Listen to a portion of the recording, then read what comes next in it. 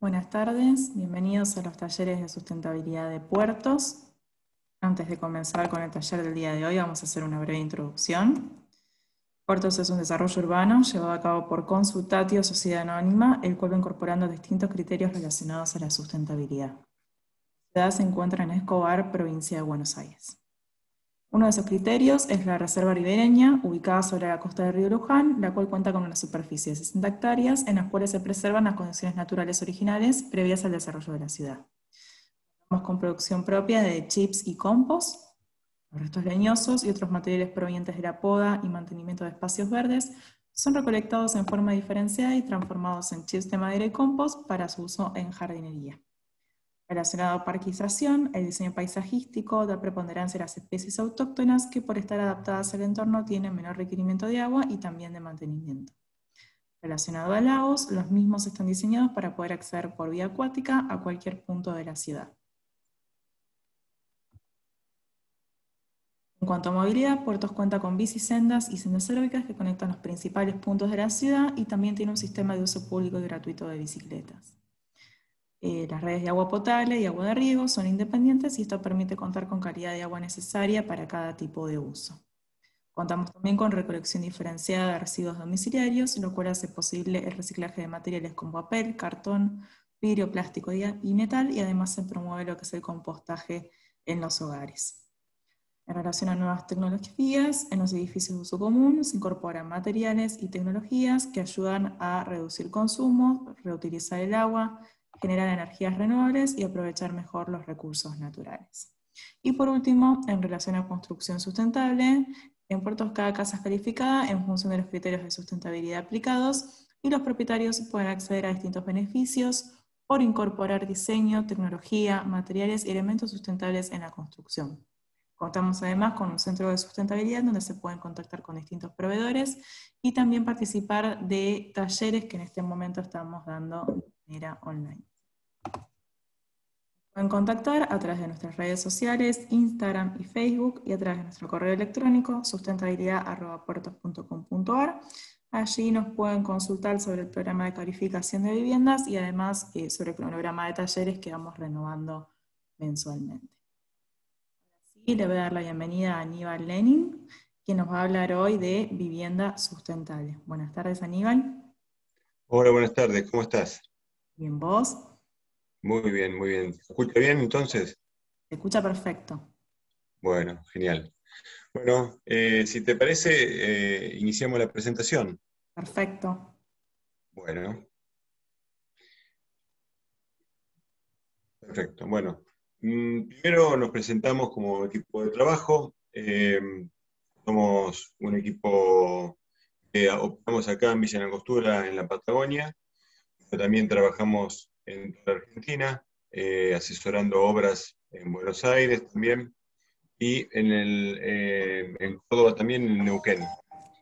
Nuestro equipo está conformado por Sofía Cervera, que es arquitecta, estudiante en la maestría de arquitectura en la Facultad de Mendoza, Franza Bendaño, que es nuestro jefe de obras, Lucía y Teresa, que son nuestras ambientalistas, David Basualdo, que también trabaja como junto en la Facultad de La Plata, como en la maestría de arquitectura sustentable, y nuestra administrativa Lucila. Nuestro estudio es un estudio que está desarrollado un firme propósito en trabajo colaborativo y multidisciplinario. Como han visto, nuestra conformación es multidisciplinaria, y eso hace que podamos trabajar con distintas miradas sobre el mismo problema, y creemos firmemente también en la capacitación constante. Estamos desarrollando y participando constantemente en cursos, maestrías, o sea, tomándolas o dándolas. Esto nos permite ir generando una espiral de crecimiento sobre los temas que supuestamente conocemos, como uno de ellos que es la sustentabilidad. Nuestro estudio se desarrolla en tres áreas fundamentales. Una son nuestras obras, las que desarrollamos en Villa Langostura preferencialmente, Bariloche y también en Buenos Aires, en Pilar. Trabajamos la difusión, como en este momento que estamos haciendo esta charla, pero también realizamos un programa en YouTube durante todo el año pasado en la pandemia, devolviendo a la ciudadanía conceptos sobre sustentabilidad para poder estar al alcance de cualquier persona. Y también desarrollamos y trabajamos en el asesoramiento de otras obras para otros arquitectos como Jorgina Tortorici, como el estudio Bogué de Lanús, como el emprendimiento Puertos, que nos están brindando en este momento la posibilidad de asesorar. La charla que nos reúne hoy habla sobre la sustentabilidad, ¿sí? Y esta imagen ilustra mucho nuestra forma de pensar. La sustentabilidad es un camino, no es algo donde se llega. Y las vías del tren me parece que ejemplifican perfectamente esta metáfora. Cuanto uno más crece y más se, digamos, descubre o cubre una barrera que nos tapaba la vista, vemos cada vez más hacia adelante. Y eso nos lleva a querer dar otro paso y seguir conociendo y desarrollando nuevos métodos, nuevos sistemas, y trabajar muy firmemente en este tema que es el cuidado del medio ambiente y cómo nuestras edificaciones impactan en él. Cuando hablamos de una acción sustentable, a definirla como tal, en realidad es una acción que entrecruza tres grandes ramas. Entrecruza la rama social, con lo ambiental y con lo económico. Cuando pensamos en estas tres patas y formando una idea o una acción que tenga estas tres apoyos, es una acción sustentable. Acá podemos ver que si es económico y es social, es equitativa. Si es social y si es ambiental, es soportable.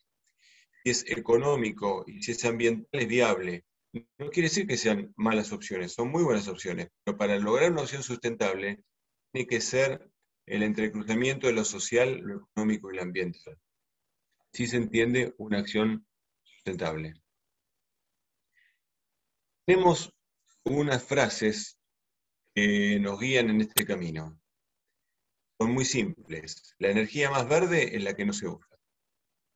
Aquí podemos pensar cuando se habla de energías verdes, todo lo que es renovable, toda energía, toda generación de energía tiene una huella de carbono, una huella hídrica. O sea, lo que no genera es no gastar. Entonces, eso es un norte totalmente importante. Donde no entra el sol, donde entra el sol, no entra el médico. Esta es una frase tan sencilla, pero tan seria y tan profunda. Nos hemos olvidado muchas veces por el tema de las posibilidades que nos brinda esta vida moderna, donde tenemos iluminación, climatización, toda base de energía. Pero es tan distinto cuando lo generamos en forma natural. Y después, por último, cada casa en su lugar. Esto es fundamental, porque la casa está hecha específicamente para ese lugar. No se puede transportar.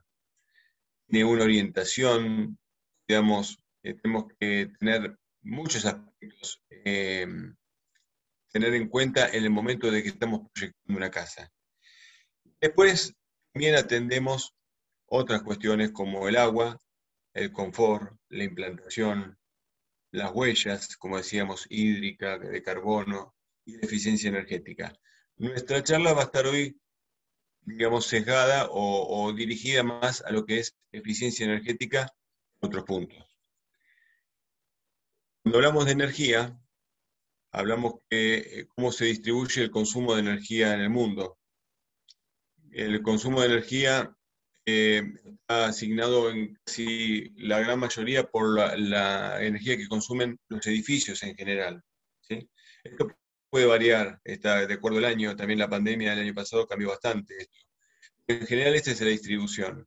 El 41% de la energía del planeta la consumen los lugares que habitamos. El 33% lo consumen los transportes y el 26% la industria. Fíjense cuánto impacta la reducción o el consumo eficiente de los edificios en lo que es el consumo energético del planeta. Ojo, tenemos en cuenta, por ejemplo, que Argentina, el 50% de la matriz energética de la Argentina viene de base de consumo de hidrocarburos, o sea que genera una gran huella de carbono. Todos los países están tratando de descarbonizarse, dejar de quemar. Y nosotros tenemos la mitad de nuestra matriz energética viene de hidrocarburos, justamente, la quema de gas, carbón y petróleo, ¿no? Acá tenemos la distribución de energía que consume una casa. Entonces, hago una pregunta, ¿se escucha todo lo que estoy diciendo, Verónica? Sí, se escucha perfecto. Perfecto, continúo. En una casa, la mitad de la energía que se consume aproximadamente, depende de la casa y depende del lugar de la Argentina, es el 50% lo consume el acondicionamiento térmico. 6% de la cocina, 20% el agua caliente, 22% de los electrodomésticos y la iluminación, un 3%. Vemos que si juntamos agua caliente y acondicionamiento térmico, estamos en el orden del 70% del consumo de energía de una casa. Nosotros con las medidas que tenemos estudiadas y trabajadas y que aplicamos, podemos reducir sí, fácilmente el 50% de ese consumo. Lo que optimiza no solamente el consumo energético de la casa, sino la disminución de la huella de carbono que genera esa casa. Multipliquémoslo por lo que es toda, digamos, una gran ciudad. Entonces, ¿cómo empezamos? ¿Cuál es el punto de partida que tenemos que tener presente para hacer que una casa sea lo más eficiente posible? Hablamos que la sustentabilidad era como esa vía, ¿no?, del tren, casi imposible de alcanzar. Bueno, empecemos a trabajar por lo que podemos alcanzar, que es una eficiencia energética. La implantación, crucial.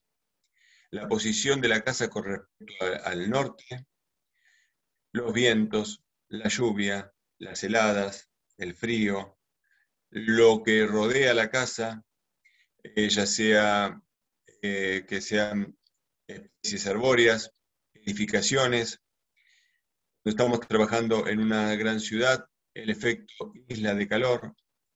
Es fundamental en el momento de la toma de decisión de la forma de la casa y de la implantación, como después eso va a ser fácil o difícil de llevar a cabo para lograr una vivienda que sea eficiente. Y cuando hablamos de eficiencia, ¿por dónde podemos abordarla? Acá hablamos ya de tener en cuenta la orientación y la posición de la casa, pero ¿cómo la podemos abordar además? Un punto importantísimo son las pérdidas que tiene la envolvente de la casa. Cuando hablamos de envolvente, hablamos de todo lo que recubre la casa, techos, paredes y pisos, ¿no? Esto, de acuerdo al lugar de la Argentina y de acuerdo al tipo de la casa, podemos ver acá, por ejemplo, que por el techo perdemos el 32% de la energía, el muro 22%, ventanas 20%, las puertas el 5%, el 7% por el piso y por las ventilaciones el 14%. Vemos cómo tenemos una gran incidencia del techo fundamentalmente. Las carpinterías pierden el 20%, pero pierden el 20% en relación a que son mucho menos, en general, mucho menos superficie que los muros. Y pierden mucho más, porque un muro bien realizado aísla mucho más que un vidrio, ¿no?, que una carpintería. Pero siempre queremos que también las casas tengan buenas visuales. Entonces ahí es importantísimo trabajar con los tipos de vidrio, con el tipo de carpintería, el tipo de cerramiento de las ventanas. Hay ventanas que tienen cerramientos que son bastante ineficientes y hay otras que son muy buenas. El tema es cómo lo utilizamos. Esto conlleva el envolvente y el cuidado del envolvente, conlleva a tener lo que hablamos de estrés térmico como término. Esto es, una casa que esté bien aislada conserva una temperatura constante en todo su espacio. Mientras que una casa que tenga una mala aislación y que tenga grandes pérdidas, la temperatura que va a tener cerca de los cerramientos va a ser muy inferior a la que tiene en el lugar donde está calefaccionada. O bueno, si tiene, por ejemplo, si tiene losa radiante, perderá calor, mucho más calor por la envolvente, que está mal hecha. Si es en una zona de mucho calor, tendremos mucho más calor en esos espacios que están, esas paredes que dan al oeste o que dan al noroeste. ¿Por qué? Porque no fueron contempladas en el momento de la realización una aislación calculada. Pensemos que esto no es una cuestión mágica, esto es una cuestión de uso empírico. Nosotros podemos perfectamente calcular cuál es la aislación necesaria para cada tipo de pared, de acuerdo a la orientación, la exposición, lo que tiene alrededor. Esto se calcula perfectamente como una estructura de una casa. Y acá surge siempre la pregunta más importante, ¿no? Una de las que se da siempre. ¿Cuál es el sistema constructivo más eficiente o más sustentable? Y acá en realidad esto es muy dispar, porque cuando hablamos de que una acción sustentable involucra lo económico, lo ambiental y lo social, depende. Si yo estoy en un lugar donde se trabaja mucho con ladrillo, y no tengo, por ejemplo, condición de utilizar un panel de steel framing o de paneles zip, me va a convenir trabajar con ladrillo, pero trabajar bien con ladrillo. Por el contrario, si estoy en un lugar que necesito hacer una obra muy rápida y me es conveniente trabajar en seco, las construcciones como son digamos, el steel framing, el balloon frame de madera o los paneles zip van a aportar una gran velocidad, pero eso no quiere decir que sea excepcional. Cada sistema constructivo, como los que tenemos abajo, sistema constructivo en bloques de hormigón o de hormigón masivo, cada sistema tiene sus pros y contras. No es que hay un sistema mejor que el otro. Los ingleses siguen trabajando con ladrillos muy bien. Los estadounidenses siguen trabajando con madera. Los alemanes también. Trabajan con celulosa como aislación o con fibra de madera, también como España. No hay un sistema ni una aislación que sea ideal. Todas son buenas y están bien utilizadas, ¿no? Cuando hablamos de aislaciones, solamente lo que nos importa es hablar de lo que vamos a ahorrar en la factura. No, no, no. Acá hay un problema distinto. Las aislaciones en una vivienda, en la envolvente, nos evitan de tener estas cuestiones que se llaman puentes térmicos. Y acá vemos perfectamente un caso donde se ve en una esquina de una casa que está mal aislada, la condensación de vapor del ambiente generando un moho. Eso es perjudicial para la salud, porque es lo que uno lo respira, ese hongo. ¿Y eso cuándo se da? Se da cuando las superficies están por debajo de alguna temperatura, tienen una humedad ambiente relativa muy alta, no está cuidado bien el proceso constructivo y se genera condensación intersticial dentro de la pared que se manifiesta con lo que son los hongos, por ejemplo, en este caso, como en un ángulo, en la unión de paredes y techo. Esto es algo común, pero esta cuestión en general no se atiende desde el punto de vista de la aislación del envolvente. Y eso es producto de una mala aislación. Ahora, ¿qué pasa con las construcciones que construidas y que ya existen y que la gente tiene? ¿Hay que demolerla si está mal hecha? No, no, nada. Las construcciones que existen y que están hechas, las podemos evaluar. Hay desde cámaras, por ejemplo, termográficas, como en este caso vemos una foto de una imagen termográfica de una vivienda que se ve perfectamente los lugares donde pierde más calor y los lugares que va a requerir una mayor aislación. Los lugares que están más oscuros, más rojos, son lugares que están más calientes, marcando que está perdiendo calor. También lo podemos ver desde el punto de vista también desde que consume frío, o sea, de que la casa o se enfría o se calienta también, de acuerdo a la zona donde estamos. Pero una termografía es siempre un elemento de diagnóstico muy interesante. También ponemos hoy en día de software, que nos permiten perfectamente darnos una idea de cómo funciona la casa. Nos permite evaluar el consumo energético y poder inclusive modelar el consumo energético de la casa, el desarrollo de toda su vida útil. O sea que eso nos permite ver a nosotros hasta cuándo nos conviene el tema de la relación costo-beneficio de lo que significa aislar una casa, ¿no? Porque también hay un tema, la aislación tiene un límite, porque llega un punto en el cual ya no es rentable. Entonces es como una gran balanza, ¿no? Como donde tenemos que ver siempre hasta dónde nuestras acciones tienen un impacto deseable. Cuando hablamos de cuánto dinero, cuánto encarece una construcción sustentable o una construcción eficiente, podemos pensar que está en el orden del 5 y hasta ser un 15%. Ahora, ¿esto cuánto impacta la reducción del consumo de una casa? Del 50 al 70. Es muchísimo. ¿Y en cuánto tiempo yo puedo, digamos, amortizar esa mayor costo? Y 7 años. Depende del lugar y el valor que tengan los servicios en cada lugar. Pero cuando pensamos en cuánto tiempo nosotros construimos una vivienda, para cuánto tiempo va a durar, no menos de 50 años. Entonces, realmente es mucho más rápido el tiempo de amortización de ese sobrecosto con respecto a lo que es la vida útil de un edificio. ¿Y esto cómo se puede realmente sopesar?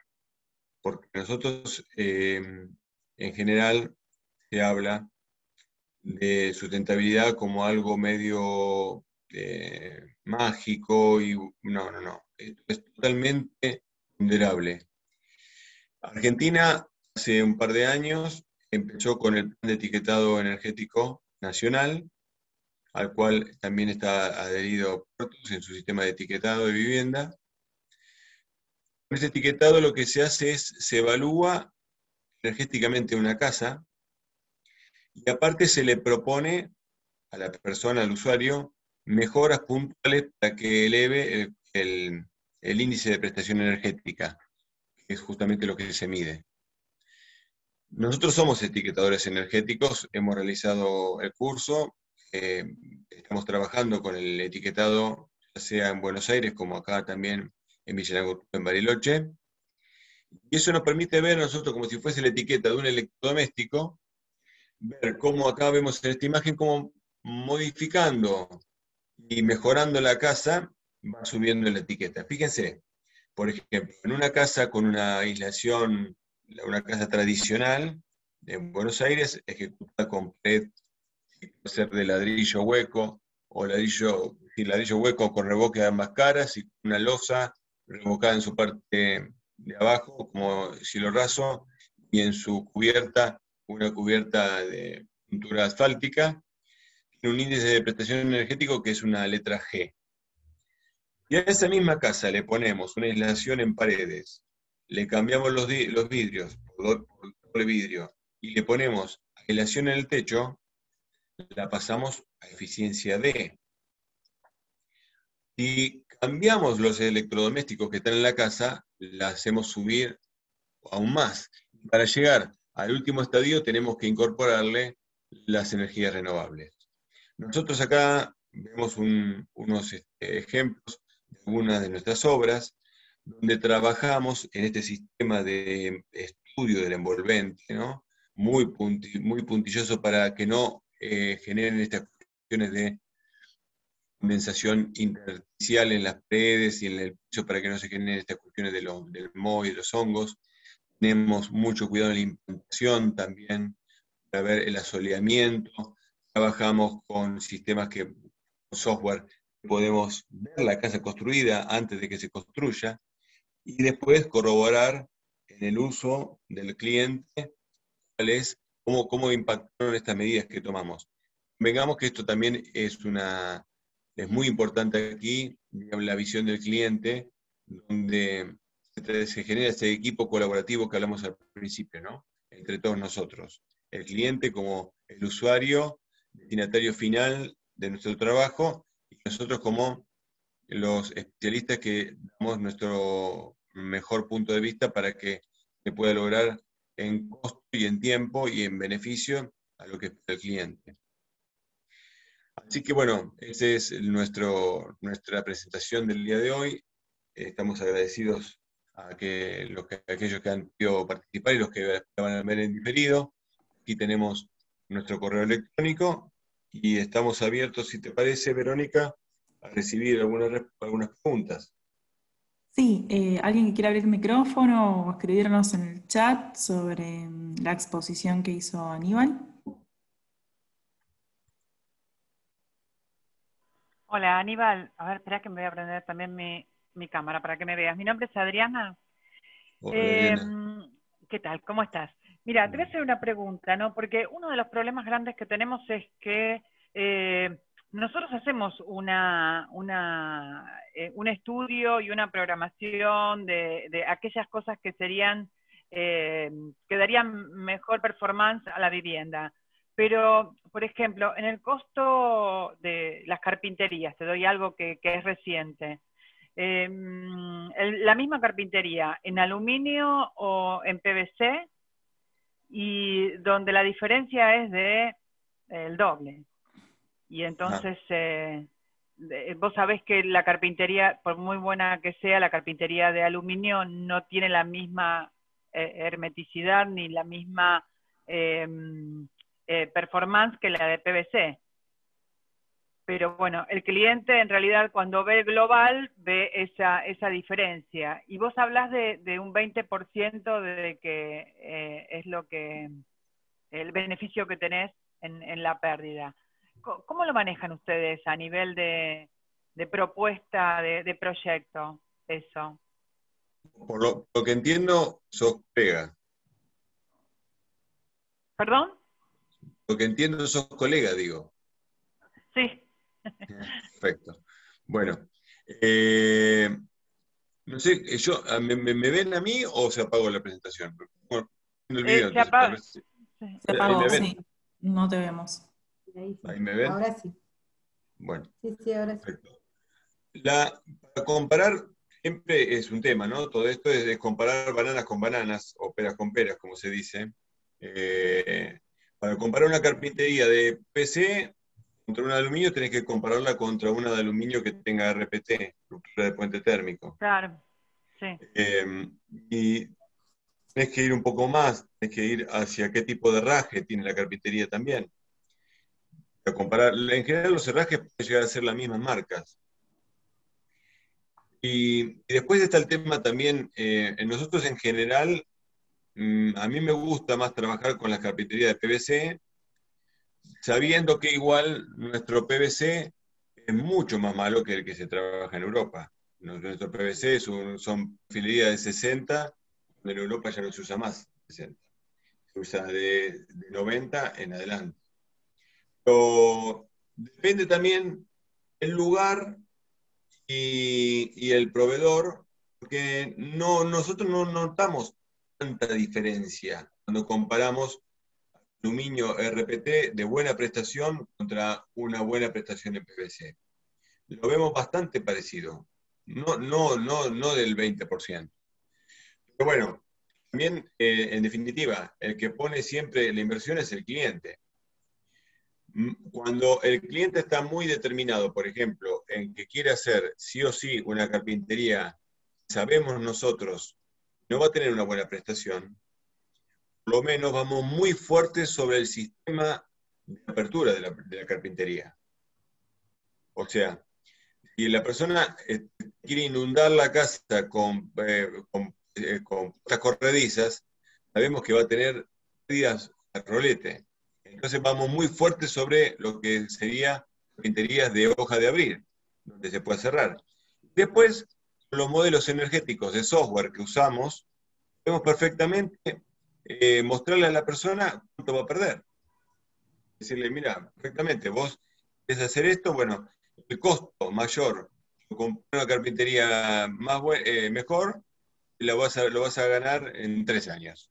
Y contra eso no hay, o sea, tenemos que tener siempre presente el costo de instalación, el costo que tiene la vivienda durante la vida útil, de reposición y de mantenimiento. Así que no es solamente el costo de compra. De esa forma trabajamos. ¿Te puedo hacer otra preguntita? Sí, perfecto. No sé si Graciela quiere hacer una, que estaba ahí. Graciela Perdón. No, sí, no, perfecto. ¿Es una No, pregunta, estoy Graciela? estoy escuchando. Perfecto. Bueno, adelante, Adriana. Sí. Te quería preguntar, por ejemplo, un producto, no sé si ustedes lo han utilizado, los paneles, yo lo tengo como panel plug, que son los paneles esos que vienen de chapa, ¿viste la chapa esa que se cose con la máquina y que viene con el EPS de alta densidad y la terminación? Sí. Todo ese conjunto. Sí. No sé si han tenido experiencia con el uso de estos en alguna vivienda. ¿Algo así? Exacto, exacto. A mí me traen todas las muestras de todo, ¿viste? Sí. Sí, son buenos realmente. Hay que dimensionar también la aislación. No poner Sí. solamente. Porque muchas veces nosotros nos encontramos que las personas que son los asesores de los clientes son los vendedores de los vendedores. Y los vendedores le dicen lo que tienen para vender. O sea, obviamente. Entonces le van a decir que lo mejor que aísla es lo que tiene para vender. Por lo menos estamos buenos que cada vez más estamos entrando en esto de conviene mejor, que aísla más. Eso está muy bien. Estamos entrando en este tipo de conversaciones que están muy buenas. A mí estos techos me dan muchos resultados, más en casas donde es techos simples. O sea, el sistema es óptimo para cuando vos tenés casas que tienen, por ejemplo, techo un agua y no tenés encuentros raros. Este sistema va muy rápido y es muy bueno. Ahora, cuando vos tenés casas que tienen encuentros de techos, ahí te empezás a tener problemas. Porque hay que ver cómo se resuelven las singuerías dentro de ese techo. O sea, ya es muy técnico lo que te estoy hablando. ¿Sabés? No, te entiendo perfecto. Vos sabés que yo tengo experiencia también utilizándolo. Un tema que se planteó es la insonorización. Normalmente ¿Perdón? Escucho. Que normalmente después de un tiempo me piden que le hagan un cielo raso suspendido de placa de yeso y que algún aislante para el tema de sonido, por el tema de lluvia o piedra o algo así, porque se hace, no tanto por el tema de la aislación, sino más que de la aislación térmica, sino más que acústica. El concepto que se utiliza como concepto, viste que yo puse 3 frases al principio. Bueno, el concepto para trabajar sobre aislación acústica es de masa, resorte, masa. Estos sistemas no tienen masa. El sonido lo frenas con masa, un resorte y una masa. Son buenos para la aislación acústica, térmica, pero si vos querés lograr una aislación acústica con este sistema, no es tan bueno. Es rápido, es eficiente en cuanto a la rapidez de ejecución y, digamos, su aislación térmica, pero para la acústica habría que pensar alguna otra solución. Sí, normalmente, a ver, el hecho de elegir ese tipo de cubierta lo da porque los terrenos, viste, en los barrios, la resistencia que tiene cuando se hace el estudio de suelo, normalmente es baja. Entonces, tratar de alivianar toda la estructura para tampoco tener una platea tan tan importante, ¿no? Y que eso también te baja los costos. Bueno, hay sistemas de aislación acústica, por ejemplo, la goma Barrier es un sistema que funciona muy bien como entrega masa, es muy cara, o sea, es cara. Uno puede generar masa entrecruzando placas de yeso. Hay ahora unas placas los proveedores de placas de yeso que son acústicas y muy buenas, con una altísima densidad. Bueno, o sea, obviamente, si estamos hablando de que vas a poner doble placa de yeso de alta densidad, igual de todas formas no equipara lo que es el peso de una estructura de hormigón. O sea, vas a generar masa, resorte masa, con valores muy bajos en cuanto al peso final. ¿Me explico? Acá no existe. Vos tenés que tener claro el concepto de lo que querés y después estudiar técnicamente lo que te ofrece el mercado. Pero leyendo los manuales, interiorizándote un poco más, siempre el proveedor te quiere dar lo que tiene, ¿no? Y siempre también tenemos que transmitirle esta cuestión con firmeza y con seguridad a nuestro cliente. Porque uno tiene que transmitir lo que sabe realmente, ¿no? Y también lo que te genera el haber tenido... O sea, el cliente, ¿cuántas casas se hace? Una en toda la vida.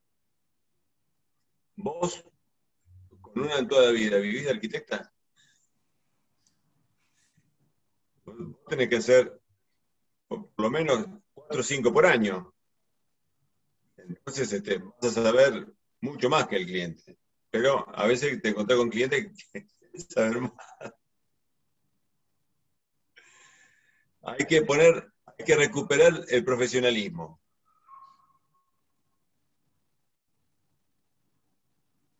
No sé si Jorge quiere hacer una pregunta o Graciela, que te veo sonriente. No, está bien, estuvo todo bastante claro. Y no hablamos de agua. Sí. ¿Puedo hacer otra? Bueno, por ahí ibas a hablar de eso, porque iba a hablar de lo que era termotanque solar, panel solar y todo eso. Hoy nos centramos en hablar, hoy me centré en la charla en hablar de eficiencia energética. ¿Sí? Nuestros estudios de sustentabilidad que realizamos marcan otros factores. Por ejemplo, el consumo de energía, el aporte de las renovables, también las cuestiones alternativas, las construcciones alternativas también. Trabajamos sobre el ahorro de agua, sobre la disminución de huella de carbono, de huella hídrica. Trabajamos también en lo que es, digamos, con nuestras ingenierías ambientales, en lo que es la implantación de la casa. Nosotros estamos en un lugar acá en Villa Langostura que llueve mucho, entonces tenemos que tener muy en cuenta lo que es la escurrantía del agua para que no se malogre mucho el terreno. Y bueno, la vegetación es el pastizado, damos inclusive un manual del uso, trabajamos sobre los residuos, sobre los compost, trabajamos en la accesibilidad, en tratar de generar arquitecturas que no tengan barreras, que colabore con lo social. Es un trabajo enorme realmente y que no se termina nunca, es como la vida del tren, ¿no? Es lo que hablábamos. Uno cuando creyó que llegó, la vida sigue. Y siempre es así. Pero si me querías preguntar de renovables, pregúntame de renovables. No sé, allá en el caso de la experiencia que tienen ustedes, pero bueno, por ejemplo, acá el tema de la climatización del agua, para el agua sanitaria. En invierno necesitas tener, aunque ya vienen con las resistencias, los termotanques solares y todo lo demás, he tenido varios casos en los cuales no alcanza a a dar una suficiente agua con la suficiente temperatura como para el uso. Entonces he tenido que colocar otro elemento intermedio para poder elevar esa deficiencia. No sé la experiencia que han tenido ustedes. Manual del usuario. ¿En cuántos litros de agua se baña, señor? ¿A qué temperatura? Necesito que esté a 60 para mezclarla con agua fría. Bueno, es fundamental, es fundamental. Para la sustentabilidad es fundamental el uso de las personas. Nosotros como personas, no lo tengo cuantificado exactamente, pero debemos impactar no menos que la mitad del uso de la cantidad de la energía. Mira, se realizó un experimento en Alemania hace mucho tiempo que salió un estándar que es el Passive House, a raíz de esto, es el estándar más alto de eficiencia energética del mundo. Nosotros hicimos el curso y nos graduamos en Passive House. Cuando se hicieron las primeras viviendas Passive House en el año 80, se hicieron 2 casas iguales y apareadas. En una vivía el que generó el estándar Passive House. En otra, un inquilino. La casa del inquilino estaba igual que hecha que esta, pero gastaba el doble. Porque el inquilino, si tenía calor, quizás abría la ventana, en vez de bajar la calefacción. O bueno, o te bañas con el agua muy caliente y tienes que usar mucha agua fría para nivelar. Ahí tenemos un tema que es muy importante, hay que hacer mucha docencia. Y te vas a encontrar con lugares que sí, hay que ver primero también, hay distintos tipos de sistemas de agua caliente sanitaria solar, distintos rendimientos, tiene que estar bien puesto el panel al norte, tiene que tener la inclinación justa y suficiente, tiene que estar limpio también, tiene que poder accederse y limpiarse, tiene que tener el mantenimiento correspondiente. Así todo, después también está el uso de las personas. Hay una cuestiones técnicas que son reales, y después está el uso de las personas. El uso de las personas influye muchísimo. Nosotros realmente es una locura. Estamos tirando en el inodoro la descarga con agua potable. En puertos no, ¿eh? Puertos Bueno, no. Puertos no. Puertos pero no. Los yo riego tampoco. Sí. Claro, exacto. Bueno. Ya hay barrios que ya tienen pensado La extracción desde de agua, claro, las riego bases, y... sí. Bueno, por ejemplo, vos también para riego. Nosotros tratamos de trabajar con especies autóctonas siempre, para disminuir lo mínimo el riego. Si vos trabajas con las especies autóctonas, trabajas con plantas que están acostumbradas al régimen de lluvia del lugar. Claro. Entonces vos no tendrías que regar. Pero si vos querés tener la cancha de golf, digamos, en tu casa, y sí. Bueno, entonces, digamos, es una toma de conciencia. Es como estas vías del tren, ¿no? Uno alcanza y se va. Pero cada vez más pasa que cada vez más los clientes que nos vienen a ver, cada vez más quieren esto. Y cada vez más les duele una casa no eficiente. Entonces, de esa forma vamos haciendo un camino que lleva tiempo, ¿sí? Pero que vamos viendo los frutos. Es Graciela que sigue con esa sonrisa constante. ¿Tiene alguna pregunta? Por ejemplo, la iluminación, los colores de la casa. Una casa con colores claros tiene un 20% más de iluminación. Esa frase que pusimos, donde entra el sol no entra el médico. me la dijo acá un pionero de Villa Langostura, el hombre que creó el Cerro Bayo, que desarrolló el centro de esquí, es un tipo divino, y me decía, arquitecto, donde entra el sol no entra el médico, y me quedó la frase acuñada para siempre. Es una vieja frase. Pero bueno, mira, hay un tema acá, Graciela, con este tema de las tradiciones, que también que sea tradicional no significa que sea bueno. Claro. Hay muchas tradiciones que están impuestas que no tienen un fundamento real. Simplemente es una tradición.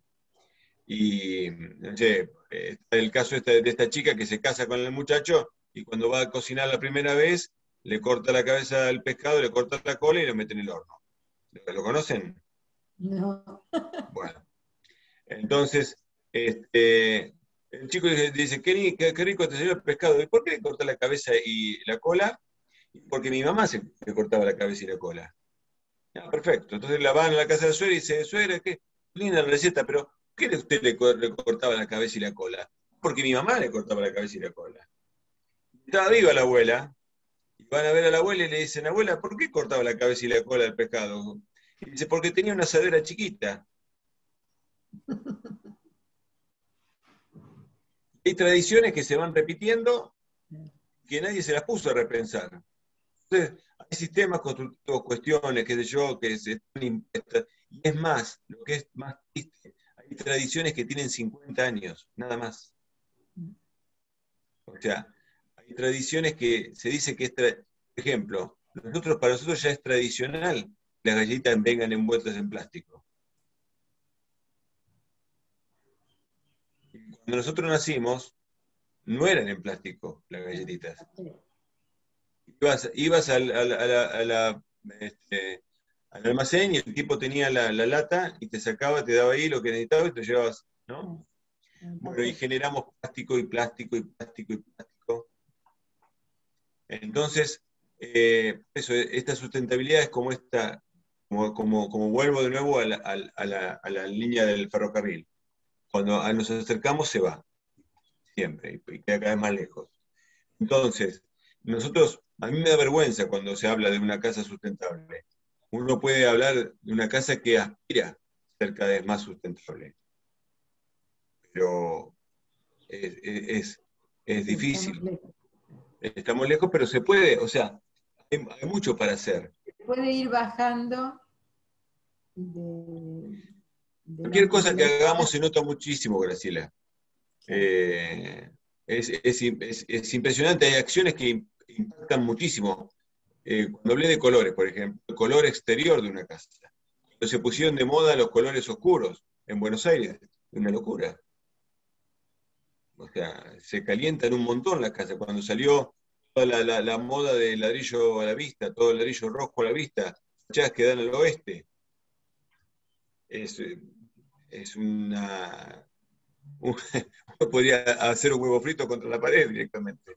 Es una locura. Y esto, todo el mundo sabe que los colores oscuros atraen el calor o, digamos, trabajan absorbiendo más el calor. Así que bueno, me parece que hay que retomar el sentido común. Cuando analizamos las cosas, analizamos el valor de compra, el valor de mantenimiento, el valor de reposición, todos los valores, el tiempo de vida útil. Entonces eso nos va a dar un panorama un poco más abierto de nuestra vida, de solamente lo que es lo que voy a pagar el momento que lo compro, ¿no? Bueno, no sé si quieren alguna pregunta más. Estamos casi en hora. Terminamos, ya tenemos que dar por concluida la charla. Te agradezco muchísimo por participar con nosotros. Y bueno, como te comentaba vos y le puedo comentar al resto, nosotros hicimos una grabación de esta presentación, así que lo que vamos a hacer es mandárselas mañana, por la mañana si ya les queda, ingresan a YouTube y la pueden ver cuando quieran. Bueno, la verdad que el agradecido soy yo por la receptividad de Puertos y bueno, ya nos veremos allá seguramente. Muy bien, te esperamos. Muchas gracias, Aníbal. Muchas gracias a ustedes. Hasta luego. Gracias por participar. Buenas tardes.